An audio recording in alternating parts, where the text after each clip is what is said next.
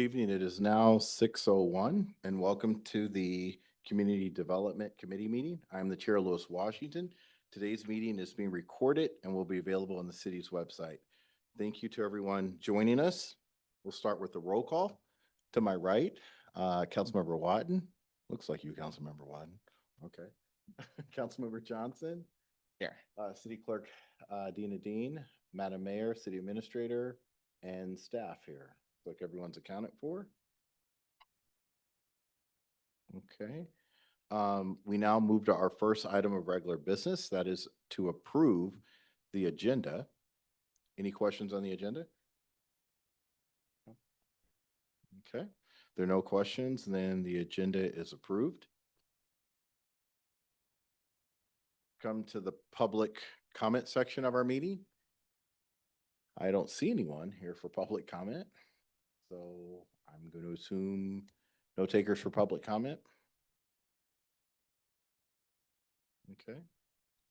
We now move on to our next agenda item. That's approval of the minutes dated, let's see, May 19th. Any questions regarding the committee minutes from May 19th meeting? Okay. So we'll approve the minutes for May 19th. And just have this up. Okay, here it is. So the next agenda item is, okay, there it is. The next agenda item is review of council work plan. And at this time, I will turn the meeting over to Madam Mayor or Director Davis. It's a surprise for me too. Okay. I know, but I thought you were leading this discussion. That's our stuff. Okay, All right. We so have surprises here. Okay, thank you, Chair. I'd like to introduce Director Davis. Will go over her plan for you. Thank you very much, City Administrator. Director Davis will go over the plan for us. Okay, so I've listed the things that community development is focused on working on this year. I'm not sure if this has come before you earlier. Yes, it has. Okay. So, you may have received a different list, but I kind of combined a few things and got rid of duplications and tried to narrow it down a little bit. Do I just go through each one individually? Okay, so. Yeah, I think if you want to take a stab, I mean, I think we're pretty familiar with it, but just in case there are any questions, maybe just kind of highlight and maybe that'll spark a deeper discussion. Maybe there's some questions here. Okay, I'll just kind of run through each project as I Okay. know it. Thank you. The Meadowbrook Farm Management, that we have monthly meetings that we attend with Skyview Park, the Meadowbrook Farm Advisory Board, City of North Bend, City of Snoqualmie. So I participate in those meetings. We're also working on a Prairie Loop Trail coordination. North Bend has the grant to design the trail and have it land in Snoqualmie, permit in hand, ready to build.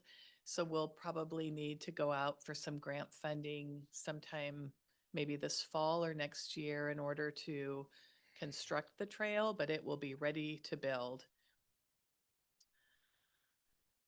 The affordable and workforce housing, of course, that is a work in progress that is becoming a little harder to get coordinated than I had imagined. We're working to try to get Imagine Housing to meet with Councilmember Watton and I, and the coordination on that is just continuing. We got a little, I got a little behind with just taking on the interim role and then the position. So, but that is something that I think we all want to get moving on. We've got the the city property. We've gone out for an RFQ, so it's just a matter of finding somebody that can partner with us and come in and get that built. So it looks like that aligns with goals 1, 2, and 4. So, Mhm. okay. Yeah, Chair, if I may. Sorry, Councilmember Johnson. Yeah, I mean, that, it's just one line on there. But it's been clear to me that it's been of great importance to this council for some time, and it's just so hard to make progress on the affordable and workforce housing, such limited land that's still buildable. I think one thing that could be something, although it wouldn't necessarily be CD because it would take longer to get there. It's gonna have to go through planning commission and stuff, but will be the zoning of the ridge could provide some opportunities to rethink some of our land use. It's a long-term thing where we're looking out at how things can change over the next 20 to 100 years, literally that much time. But we do need that kind of forward thinking so that we don't continue to just dig the hole deeper and deeper on our lack of affordable and workforce housing.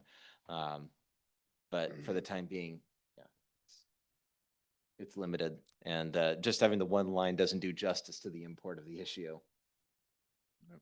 No, I definitely agree with that.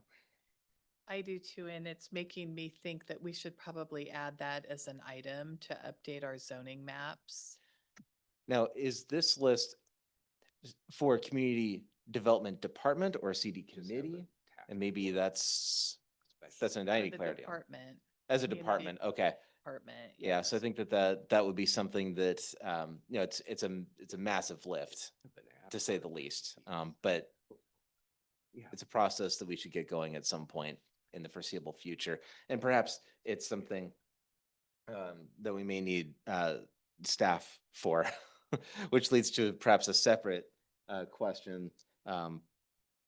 If you don't mind me just asking now, Please. if there's any progress on staffing up the department. We had a new permit technician that started today, and we started interviewing for an associate planner this week. I also have a contract planner from AHBL that comes in 2 days a week on Tuesdays and Thursdays, who's been extremely helpful in just handling the day-to-day planning questions that come in or the noticing that we need to send out, helping a lot with the planning commission agenda packets and bringing things forward through the planning commission. So that's been great. Excellent. Um, Yeah, but 'cause yeah. these big ticket items are so hard for one person to Yeah, do. exactly. We definitely need to get staffed up. And I'm also trying to reach out to some of the consultants that worked on our comprehensive plan so that I can start working on updates to that plan. We've got a little work to do, and I think updating our zoning map is high on that list. Thank you. Great question. So just kind of a follow-up question, Director Davis. I was just having a offline chat with Councilmember Watt, and just for open questioning here. I think what is it, the approval team or the approval team for the what is it, the RFQ, thank you, RFQ. They've met once. Have they met a second time? And kind of where are they in the process? The team that was designated for the RFQ, we Mhm. met one time and we kind of formulated who would be on the team. Mhm. And that's been the only meeting that we had. The next step was to try to have a prototype developed. And I know that that is in the works from Councilmember Watton. Can you help me remember is it Tim? Yeah, Tim Locke and Tim Jonathan Locke, yes. Perlstein Mhm. were the two other outside folks from, well, Tim is actually from the task force, the 25-member task force, Mhm. with experience specifically in affordable housing development. And then Jonathan Perlstein has been involved on the board for Habitat for Humanity. And so those were kind of natural go-tos. And so the discussion was, we got two proposals back for the RFQ. We looked at them, and one of them was very ambitious. I'll say very ambitious. but it also size and scale, I'm not sure that it would be appropriate on this site. The other one was a little more plausible because they actually visited the site and working through that. And in our discussions, we looked at the geography or the elevation drop and the uniqueness of this property. Topography. And 30 Bellevue came to mind. It's the property that's on St. Peter's, I That believe sounds it is, right. in Lutheran Church. Hmm. And so the developer on that, the lead on that is Imagine Housing. So we reached out to Imagine. We're hoping to have a meeting with them because it seems like that type of project is going to be kind of suitable for this piece of property. And then we're also in consultation with City of North Bend, and they are working with Related Northwest. It's another, I believe they're a nonprofit. I believe they're a nonprofit from Oregon, and they specialize in size and scale of communities like ours. And since they're pursuing that with City of North Bend, and on that project, it was kind of similar timing, and the whole genesis behind this was city-owned property, and then we'd go out for an RFP, and they did that. When they initially looked at it, the staff said we can get 15 to 16 units on it, and then Related Northwest, with their expertise, came back and said, well, we can get on-site parking, parking within the block and get 40 units on that property. And so again, trying to get the highest and best use out of the property. So, that's our next piece, is to explore with Imagine Housing to see what they're doing. We'll have discussions with Related Northwest, but that's kind of where we're at on that. We didn't want to diss the process of the RFQ, but we want to explore and make sure that we come forward with the best options. And the other piece that goes with it is you got to find the right financing pieces. That's one of the things in the RFQ that actually came forward, that, they're bringing their own sort of financing, as my understanding. The other organization, Related Northwest, they do that as well. So it's more continuing the exploration so that we can make the best use of the land that we have. That's an excellent report, Councilmember Watton. I think going forward, once we vet out kind of the different organizations, is it possible? I mean, obviously your group is spearheading it, but just I think maybe Councilmember Johnson, I know myself, may have questions for the organization that we Absolutely. choose. Is it possible to maybe have them come to the CD committee That would, for discussion? that would be a reasonable thing. We're just trying to do the legwork Right. so that, you're getting some great expertise for free. Yeah, yeah. Not mine, but other people. Well, you're astute. Yeah, no, that's excellent. Great progress there. Yes, and I apologize. I feel like it kind of got stalled just with the staffing changes and just not enough people to do all the things. Just need So- more money. Yeah, we'll get there. It's definitely high on the priority list.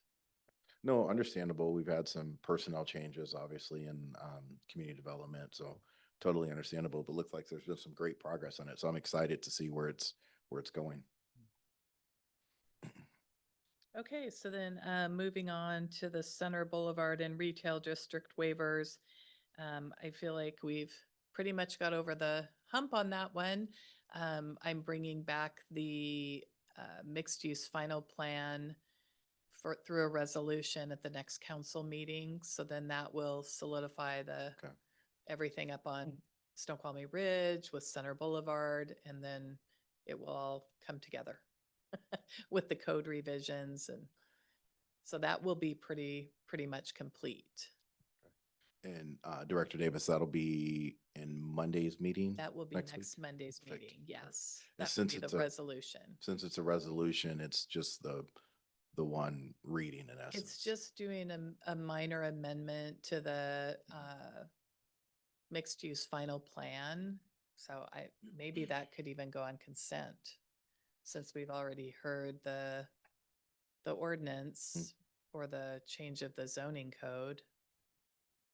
Yeah, Okay. I'll, Councilmember Johnson. So because it could have an effect on numerous buildings up there and how the property owners could use them, I'd feel better due to the scale of the potential impact. I feel better if it wasn't on consent personally. Yes, and come to mention it, I don't think I put in the Center Boulevard map when I did the ordinance, so it might be good to have, make sure that that map is Yeah, in the packet. So I'll definitely. double check with Dina tomorrow and make sure we've got that. Councilmember Wadden. Yeah, the only other thing is, in that process, we talked about other large-scale retail on the ridge and having a separate overlay. That's almost like a subcategory to this as well. I mean, this is completing one thing, but there's that other potential of addressing the use within the Safeway and what used to be the IGA building separately.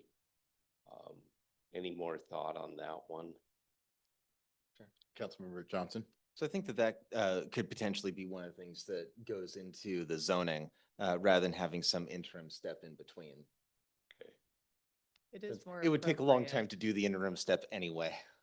They might as well just go for the whole 9 yards. Sounds good. Yeah, My understanding that the idea behind the overlay was to focus on the walkable Right. areas of the streets between Railroad and Center Boulevard, and that the retail component, commercial retail in the other areas just really needs to, we just need to go through and update the zoning map to designate those as commercial retail. Yeah. Well, Chair. Councilmember I Johnson. believe that right now, that entire area, the Safeway, the Bartels mod and all that is supposed to be business, as in like office buildings. And I'm not sure exactly what process was done to make it be what it is now, but regardless, yeah, the zoning needs updating. Okay. So I do agree with both points made by my fellow council members. And also when we passed the ordinance last council meeting, there was some dissent. So I think keeping it off consent and having that broader conversations, the better way to go. So. Okay, perfect. And then the next thing is the comprehensive plan certification. So we've routed our comprehensive plan to Department of Commerce, who's come back and kind of given it their sign of approval. But we're still needing to get certification from PSRC. And so I am meeting with them. Apparently our buildable lands analysis needs to be updated based on the reconciliation that we went through for our growth targets. So I just need to work with them and the former consultant to get all that updated so that it's all consistent to go to PSRC. So do you want to elaborate any more on that, Mayor, or do you want me to talk? I think some of it has to do with the affordable housing component, right? Like the 0 to 30%. And so where would we put those units? Yes. 30 to 50%. So I think there was kind of a plan in the comprehensive plan, but not necessarily to the magnitude of the units that King County would like us to build. So we actually have to designate on our zoning map where the affordable units would go. We don't necessarily have to build them, but we have to show where they would go on our zoning map. Councilmember Johnson. You can go, I'm sorry. Councilmember Or, Watson. I'm sorry, we'll go with Councilmember Wadden first. So if memory serves me correct, we counter proposed 716 or somewhere around that. 719, I believe. 719. And then my understanding is PSRC came back and said, you can do that, but we're going to reduce the rest of those units mostly to 0 to 30% AMI, which is kind of interesting because the only way you can get those built is by heavily subsidized grants and other means, for instance, USDA, which has not been tapped in by any organization, to my understanding, on the east side, even though we're eligible for it. So what kind of support is the state and PSRC going to offer so that we can get those done? Because otherwise, it totally shuts us out for any type of workforce or affordable housing of other strata of affordability. And we need to make sure that we've got every, rung to the ladder in place. And if that's indeed what they're doing, is they're pushing it down to the lowest where it's next to impossible to build, it doesn't do us a lot of good in addressing the workforce needs that are so critical, with 80% of our workforce today driving in from outside the community. And I guess it's more of a, feisty question of anything, but it's also the practicality is that cities and localities know best of what their needs are. And yet we're confounded with the fact that the state and PSRC comes up with these numbers that are just, it's impossible to achieve. That actually designates what the AMI structure is for your city, especially in a city like ours that doesn't have any transit or ability to, get people to services if we don't have the land capacity to put that. But what I heard from meetings that I attended with Department of Commerce is you just need to show where you can accommodate this housing on our zoning map, and then there will be federal grant funding that will come in and be able to build that later. So I had the same question about the subsidies, because I'm like, what about small cities that don't have, that kind of money to subsidize this type of housing, which we all agree is needed, but it's a hard lift. Just a quick question or quick follow-up with Director Davis. Yeah, the only question I'd have for not necessarily for you, Director Davis, but just a general question. And again, I don't, want to make this political, but just given the state of where we are with federal cutbacks, I wonder if that's still fruition, if that's still even possible. So, Yeah, I you know what I wonder mean? the Just same. kind of another added element that, well, is this real? So, Right, because we've already had the state cut some of our state funding, and tell us if you don't Correct. lose it, if you don't use it, you lose it. And we don't have any guarantees that it's going to be available in the next couple years. And that question wasn't directed at you. It's just a general question that just kind of, as as we talk through the process, well, is that real? So, Councilmember Johnson. Yeah, sorry to separate on the zoning here. I feel like everything I'm bringing up zoning, but you say we have to indicate we're on the zoning. I mean, the ridge is just that giant beige blob. Do we just say somewhere in the big beige blob? No, you actually have to designate the parcel numbers. The parcel numbers down. Yes, you have to get, yep. We don't have any. Where would we put it? Well, that's That's why part of the zoning challenge. A heavy lift. Yeah.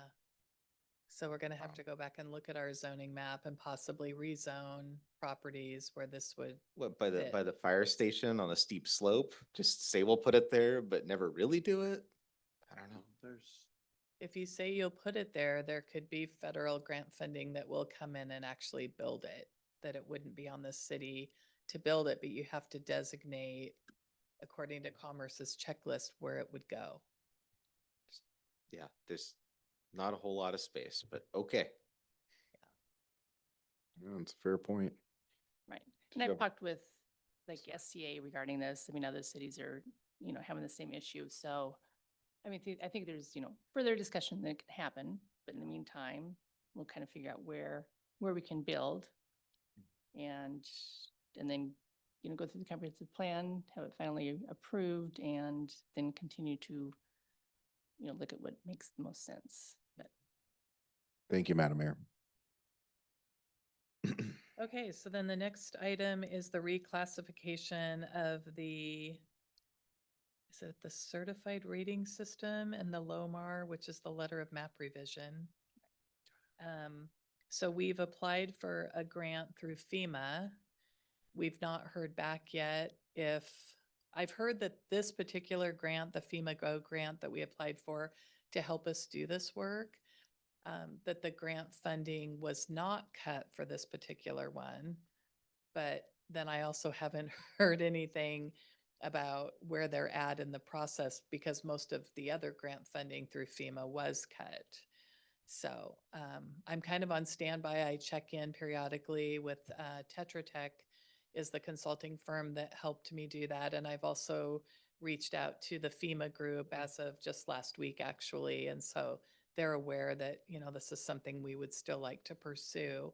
And this would help us go back and evaluate, our elevations and the floodplain and just maybe change that rating so that it would help our property owners that are currently in the floodplain, if those elevations were changed, get them out of the floodplain, and that would be a big bonus for reduction in their flood insurance and that type of thing. So that is something that we're still trying to pursue. I anticipate that if we do get the grant funding, that would start next year. Any questions? Okay, design standards and state law updates. So I'll be honest, I haven't had a chance to really dive into this yet. I'm not sure why this was on the list, but I didn't want to take it off the list without knowing more about it. Councilmember Johnson?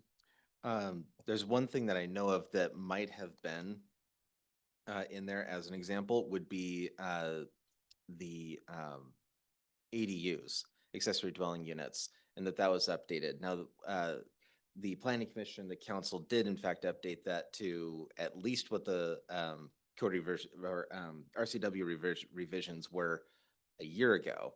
I don't know if that has since changed, but that would be perhaps an example of something.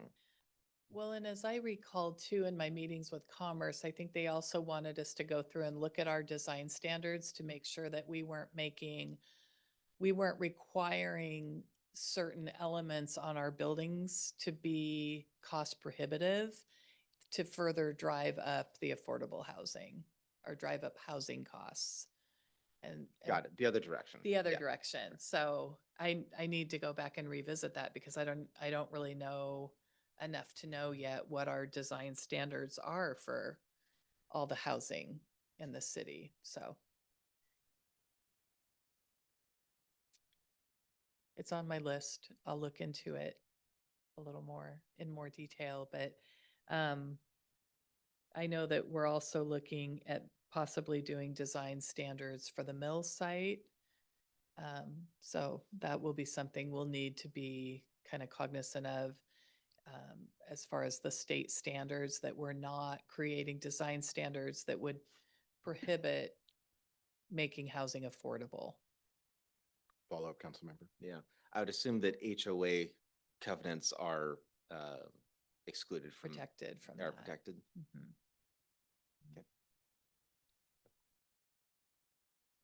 Okay, and then the TIA standards, so that's our transportation impact analysis.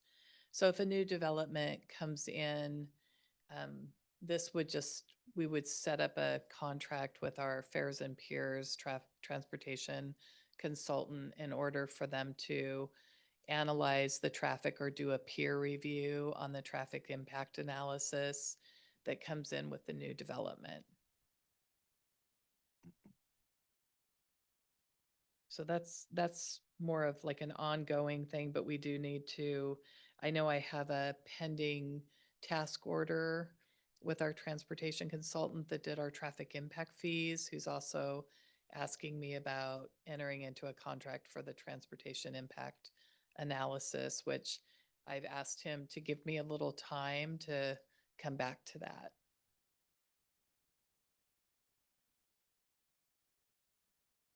Any questions on that one? No? Questions?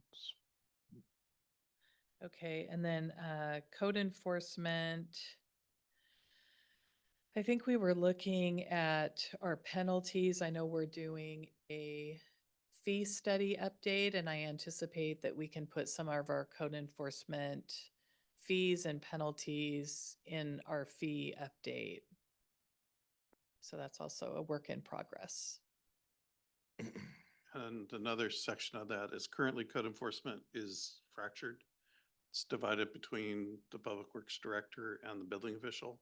Mm. And it might be better just to call it, to put that together into one person so that Mm. there's a global knowledge of what's going on in that area. Yeah, I'd like to set up some tracking for our code enforcement as well, so that we have an idea of how many code cases we're looking at each year and what the staff resources are that go into that between Public Works and our building official and likely planning. Director Davis, I'm just wondering with that one, should we have it as ongoing? Looks like status is fourth quarter. Yes, I agree with you. I was thinking with the penalties Mhm. that we expected to have the fee schedule updated by fourth quarter, but I will change that.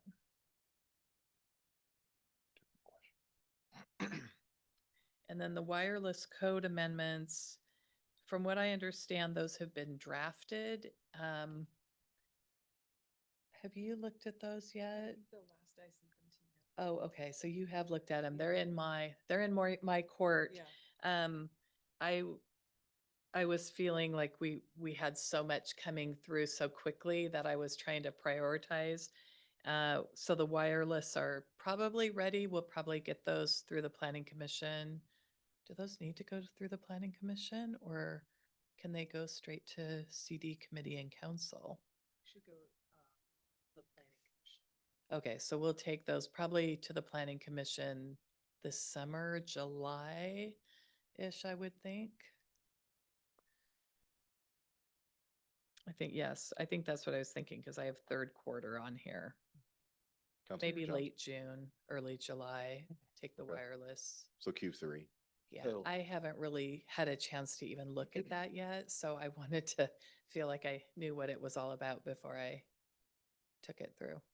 So what kind of things would be in those code amendments? Is it things like which bands are allowed, or is it more like this is what the structure can look like? Like it could be this tall, it could have this kind of functionality, I think it. or not function. I'm sorry, this kind of appearance. I would, Yeah. if I had to guess, I would guess that it's the code has been revised to comply with state law. And there's a new like shot clock that we have to approve wireless facilities within like a 60-day window. And if we don't adequately review those and issue our decision, that I think they're deemed approved by default or something. So I think if I had to guess again, I think we probably went through and updated the wireless code to be consistent with state law. There's also a discussion about location, Okay. maybe opening up a little bit where they could be placed. Because currently it's pretty restricted to 2 parks that are full. And so we identified a couple other parks where it could go without much impact. Follow up, please. Yeah, don't want to go too far into the weeds. Actually, you know what? That's weeds. I take it back. We can move on. Okay, and then the climate change draft element is ongoing.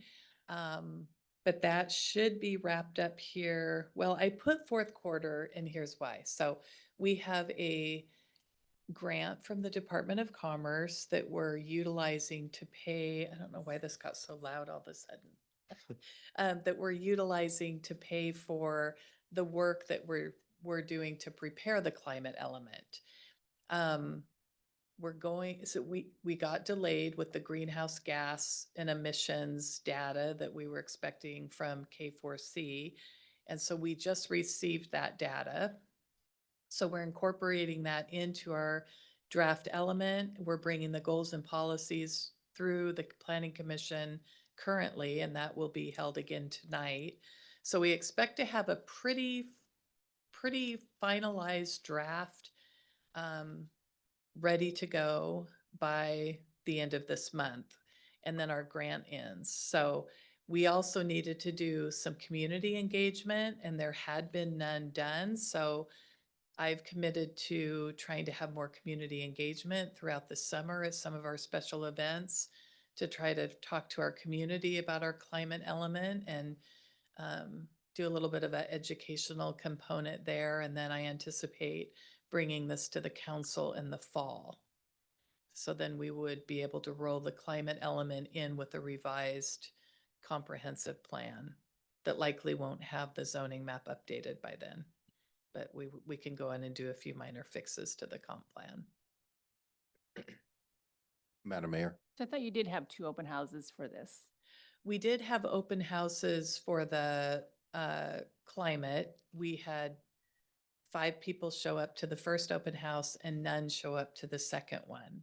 So we thought it would be good to try to go out and do some public engagement at some of our special events like Snoqualmie Days, maybe one of the music or movies in the park up on the ridge, the outdoor adventure event that's being held at Meadowbrook later this month, and just, let people know that we're working on this. So.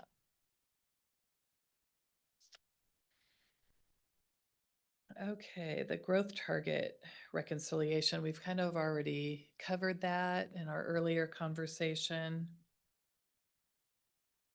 That kind of goes hand in hand with the comprehensive plan certification. I could probably move those next to each other.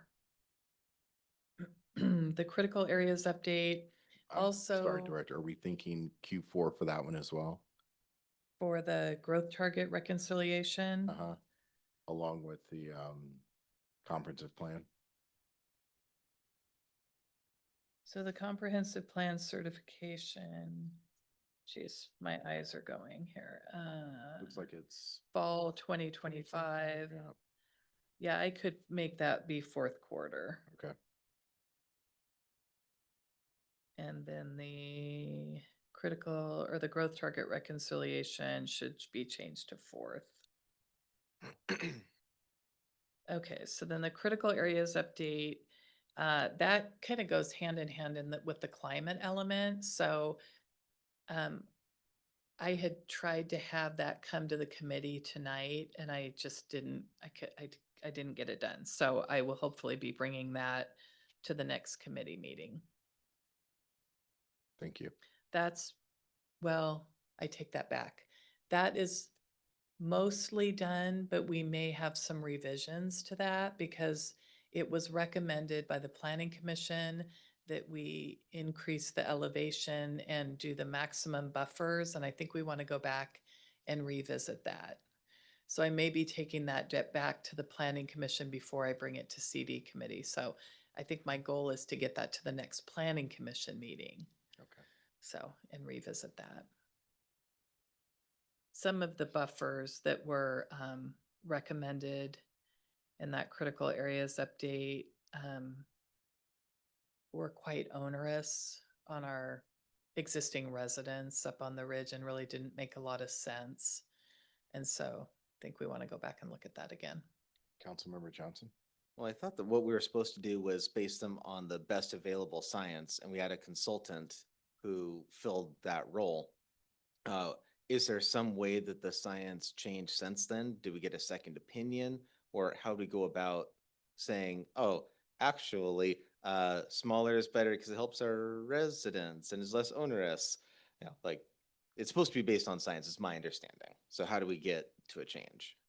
City Administrator Chambliss? The bigger issue was the inclusion of flood level information in a critical area piece of legislation that was not discussed by the previous director. So that needs to be removed because that wasn't done. The science hasn't been done for that yet.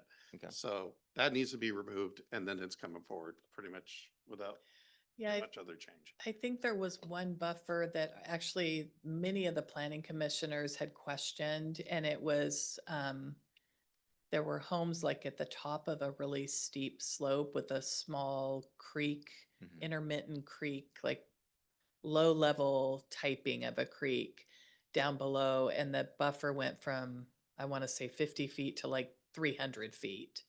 And that didn't seem like, that seemed like something that we should maybe look at, because that would have gone through all of the houses, but this was an intermittent stream, which I felt like was kind of onerous on the homeowners, because it would never, that buffer, whether it be 50 feet or 300 feet, was at the bottom of a ravine.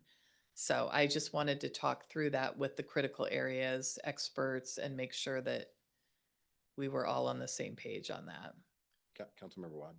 I think we need to be a little bit cautious on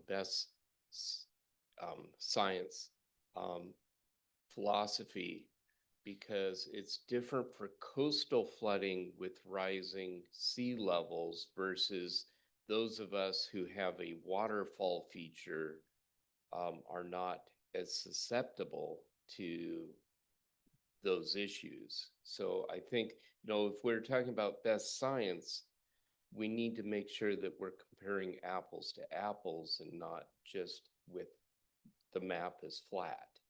So we need to make sure that we keep that in perspective, because it can oftentimes be where it's used and it's to the detriment when it doesn't really apply to us. And I just want to be cautious that we're comparing similar types of geography in applying it here.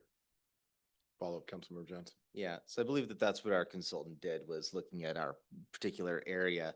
And the map was not saying that this stream is of this category, therefore the buffer is going to be this big for that exact stream. It was saying, if this stream, which just from a bird's eye view looking at Google kind of looks like it might be, then this would be the buffer. So rather what it'd be is that if a homeowner wanted to make some sort of a change that would trigger this process, that they would have to contract with someone to actually measure it and determine what type of stream level it is.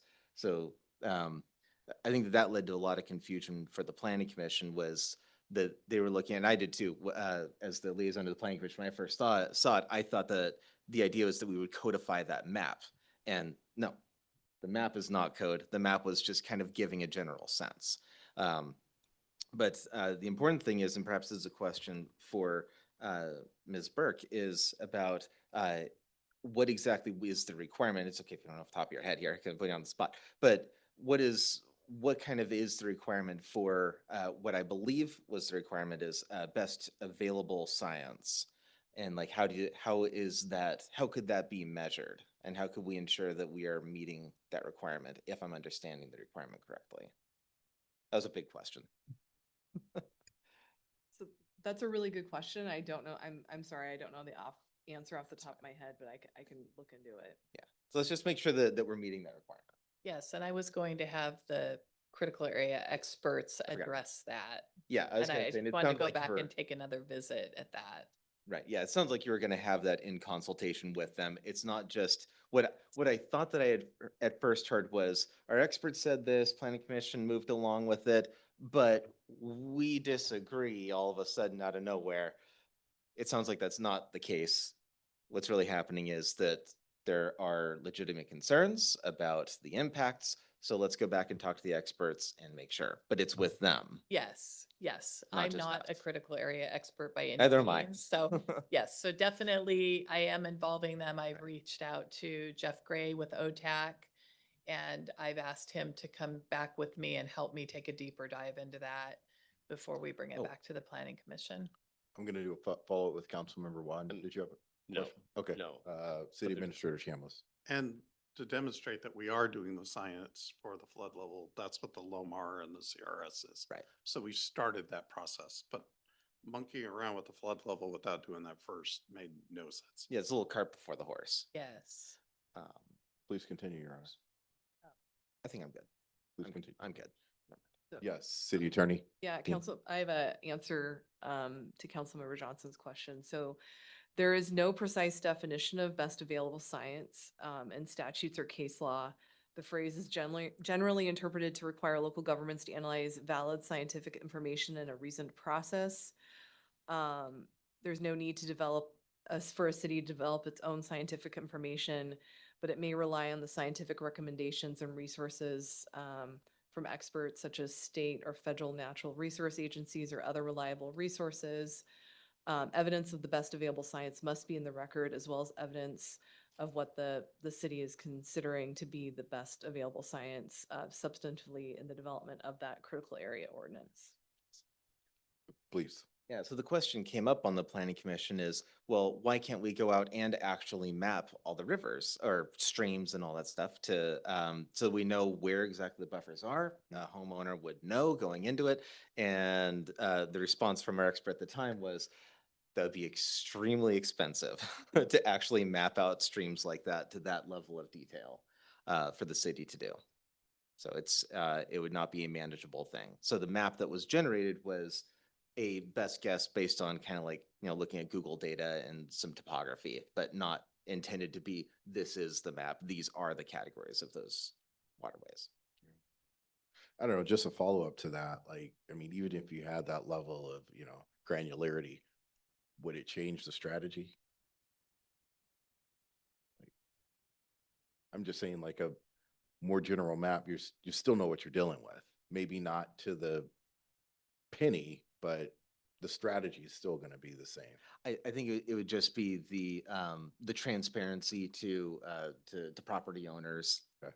That sort of thing, so they would know what they're getting into when they buy the Okay. property. It'd make it Okay. easier for us to go and enforce something rather than having them have to go to a contractor. But again, it would be extremely expensive. Very few streams are actually mapped to that level of detail for the length of the entire stream. So there you go. Like, we're good? Okay, on to the annexation strategy study.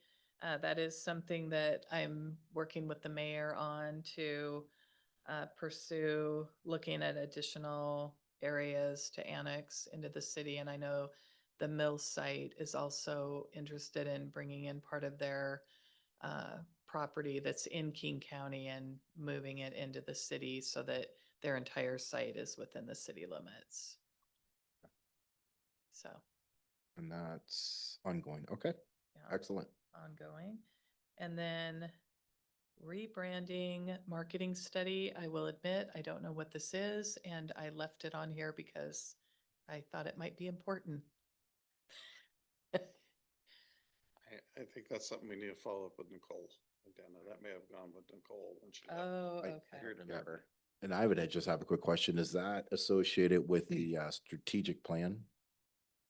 No, it's more associated with what Dana put on my desk this afternoon, which was the style manual for the city and Okay. just going through that process. Okay. Sounds good. So yes, it is important. It is important. Okay, good. Okay. Okay. If I wasn't sure, I just left it on there because I didn't want to remove anything that I didn't know about. Permitting, streamlining, and our fee schedule. So the fee schedule is being led by finance, but our department is quite instrumental in going through and making sure that we're capturing the appropriate amount of fees for our building and our land use permits. Building is pretty squared away, but we don't have any fee structure set up for land use. So that's going to be a work in progress. And then permit streamlining, of course, I feel like our permit streamlining is pretty good right now, but I'd like to at least be able to relay that to the public and get some information on our website that talks about our processes and provides checklists for people to understand, what the timelines are to maybe bring in a multifamily housing development for a site plan or do a short plat or what a lot line adjustment typically takes. So that is also ongoing, and we'll keep going through that as we can. Okay, thank you. Historic preservation, downtown code amendments. Sorry, Oh, Director sorry. Davis, we have a question. Okay, Go ahead, Hunter. I've got this burning question, and I believe that our new software might be able to help, but we have no idea. somebody comes in to ask for a permit and we don't care what the project, we don't need to know what the project is, but it would be helpful to know, is it 30 days? Is it 120 days?